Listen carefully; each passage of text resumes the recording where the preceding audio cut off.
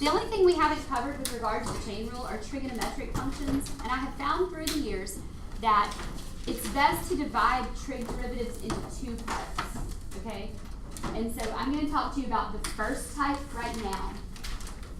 And by the way, if you don't have your 6 trig derivatives memorized, this section will leave you frazzled like this poor girl who did not believe her calculus teacher when she told her to learn them the first time. And based on the quizzes from last time, some of you need to make sure that you have those basic trig functions memorized.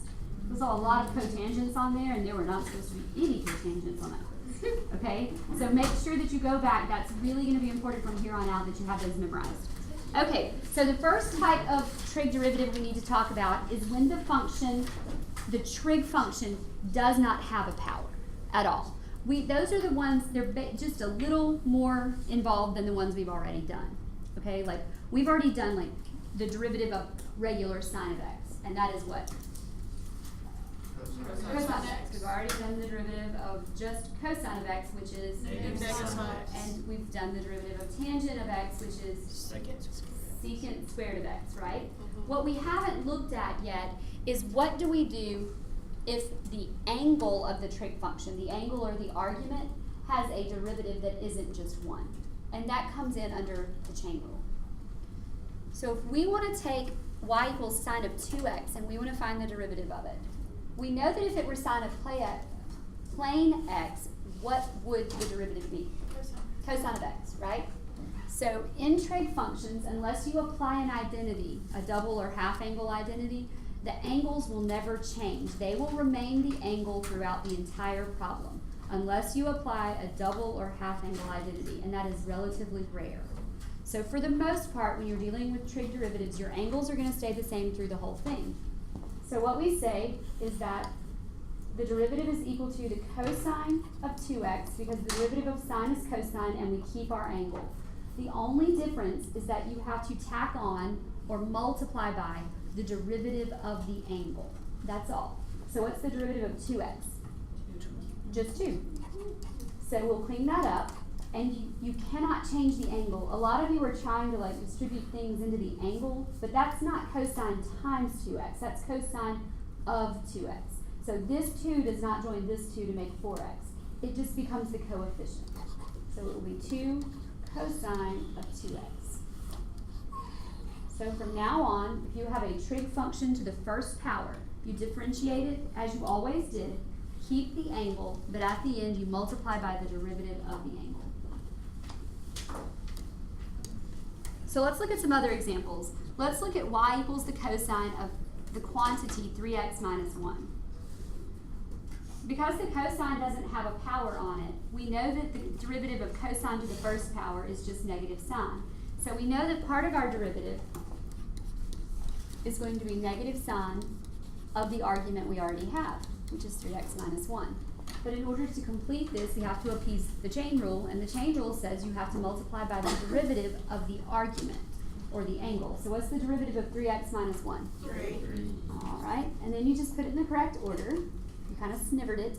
So you have a negative 3 sine of 3x minus 1. And remember that you cannot distribute into the argument of a trig function. It's going to hold true the whole way through the problem. It's never going to change unless you apply a double angle or half angle identity.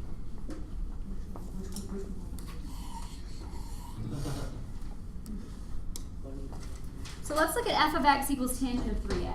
That's tangent to the first power, so our derivative should be what? The derivative of tangent is secant squared, keep the angle, times the derivative of the angle. So we're multiplying by 3. So the derivative should be 3 secant squared of 3x. There we go. I got that. That's excellent. Yeah. Let's try the third one. We have y equals secant of 4x squared. What's the derivative of secant? Secant tangent, but if it's not just an x, you just keep the angle that you have. So it's going to look a little ugly. We're going to have the secant of 4x squared times the tangent of 4x squared. So you have to keep that angle. And then you have to multiply it by the derivative of just the angle or 8x. argument, which would be 8x. And you have to remember that that 8x cannot join these x's. They're part of an angle. the 8x comes to the front, and we just have all of the trig stuff tacked onto the end. Bless you. There we go. Are we good?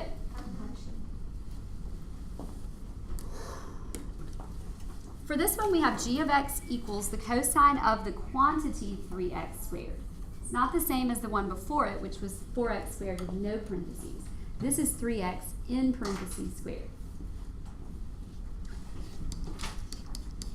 So what's the derivative of cosine?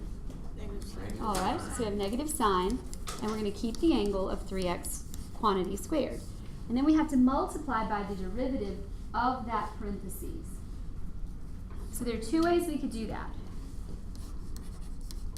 I could do the power rule to it, and I would have 2 down 1 on the power times the derivative of the inside.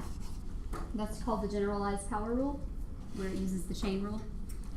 Or it's probably easier for most of you if you go ahead and you just square that. What would that be?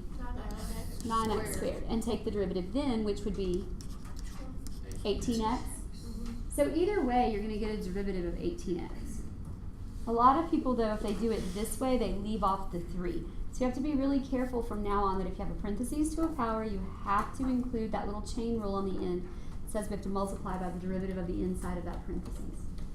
So I'm going to multiply this by 18x.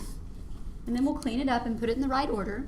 And we will have negative 18x times the sine of the quantity 3x squared.